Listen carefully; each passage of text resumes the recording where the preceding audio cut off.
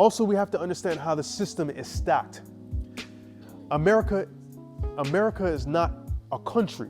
America is a corporation. So we're not fighting, we're gonna get to that. We're not fighting against rights of a country. We're fighting against corporations. So look at this. We have 3 sovereign city-states.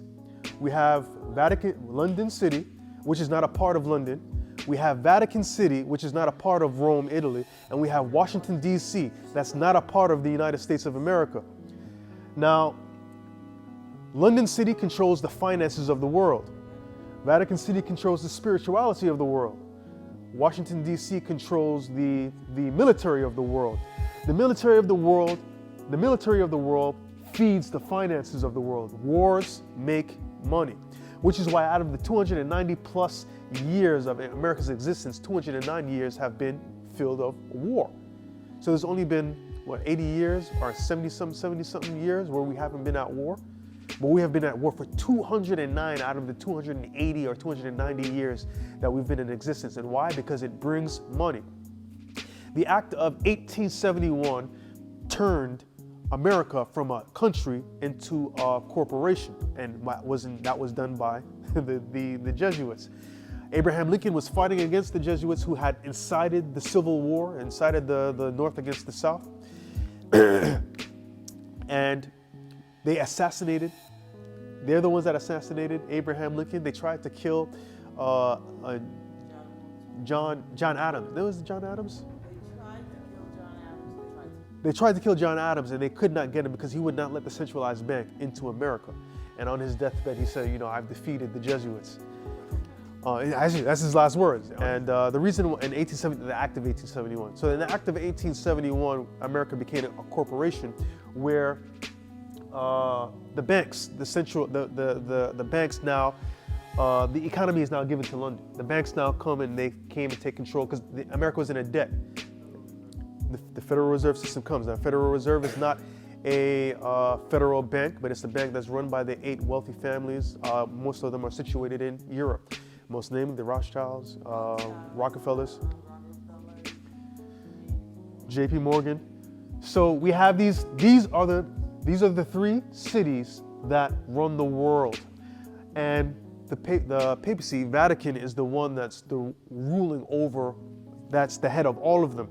Actually, there is Washington is under a separate constitution that's between them and the papacy. I forgot the name of the constitution, but they reside outside of the United States Constitution. So whatever the papacy tells them that they have to do, they have to do. They are owned by London. King James put a clause in that even though, like, the America didn't really win the the American Revolution. Say it again?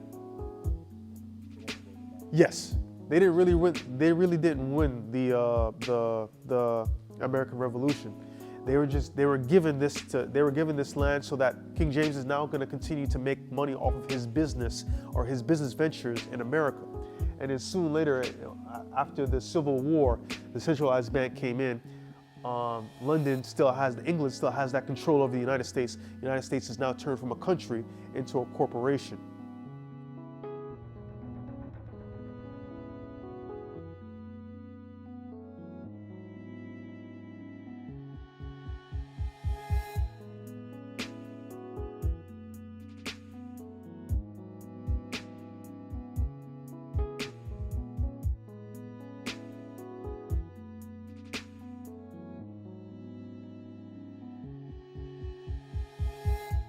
So again, we're not fighting against a country or fighting against a corporation. And there's a system that's behind that corporation telling the corporation how it is to run. This corporation is these individuals are the ones that pick our presidents. Now, I'm not saying for you not to vote.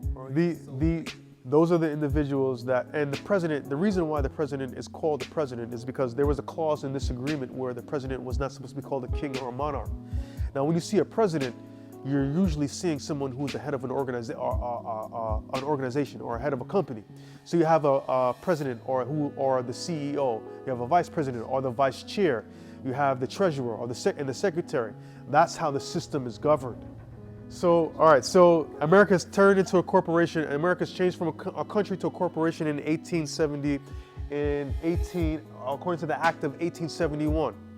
Now, this shows that slavery is not over. It's never ended. What happened was we weren't emancipated. We weren't freed. So we were just transferred from the slave owners to the corporation. So the corporation now still the corporation owns us, and we're the ones that they make their money off of. We're slaves now. Our slavery has been passed over to the corporation, and now we fund and the corporation is funded off of our backs.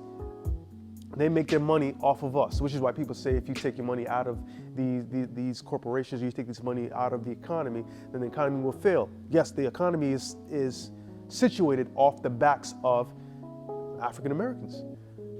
That's true. And again, the United States is a corporation. It's not a company. And the Washington, D.C. is not a part of America. It's a separate entity.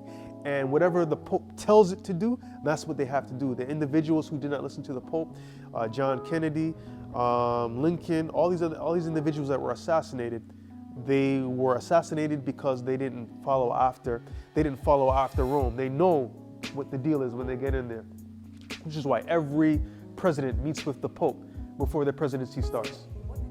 So we see that we can't fight the country in that realm, because the country is not a country. The country is a corporation, and the corporation is backed by these powerful individuals who's backed by Rome. And they've been working for hundreds of years to get to the point where it is that they're getting at here. So us fighting in that realm, or seeking to Washington to change the laws. We have a black president and we have a black attorney general, and still no changes can be made. But the president can fight for homosexual rights. He can fight for the LGBT with all of his might, but he cannot speak. There is nothing that he can say on the situation that black individuals are going through.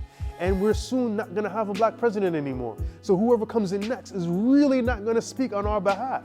So Washington is not there, because Washington is not there for us. Washington is there is following after Rome.